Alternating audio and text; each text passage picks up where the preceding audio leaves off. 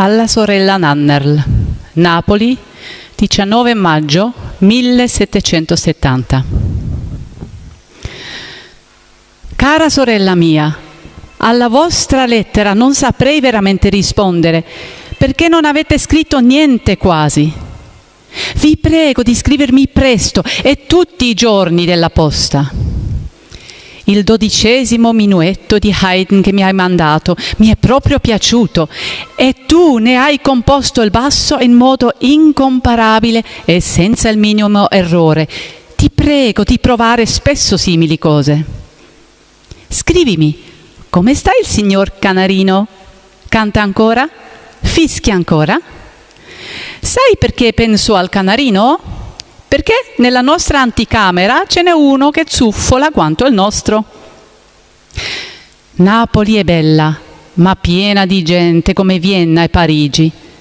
E per quanto riguarda l'impertinenza del popolo a Londra e a Napoli, non so se Napoli non abbia la meglio su di Londra, già che qui il popolo, gli straccioni, hanno il proprio capo o governatore, il quale riceve dal re 25 ducati d'argento al mese solo per mantenere un certo ordine tra gli straccioni.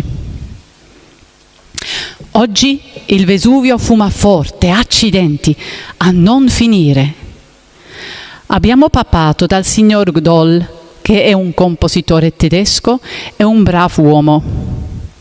Ora inizio a descrivere come si svolge la mia vita. Alle 9 ore, qualche volta anche alle 10, mi sveglio e poi andiamo fuori di casa e poi pranziamo ad una trattoria e dopo pranzo scriviamo e di poi sortiamo e indi ceniamo. Ma che cosa? Al giorno di grasso un mezzo pollo, ovvero un piccolo boccone d'un arrosto. Al giorno di magro un piccolo pesce. E di poi andiamo a dormire. Napoli e Roma sono 2 città per i dormiglioni. L'opera qui è di Jommelli, è bella, ma decisamente troppo seria e vecchio stile per il teatro. Le danze sono ignobilmente pompose. Il teatro è bello. Il re ha modi grossolani, alla napoletana, e durante l'opera sta tutto il tempo su uno scabello in modo da apparire un po' più alto della regina.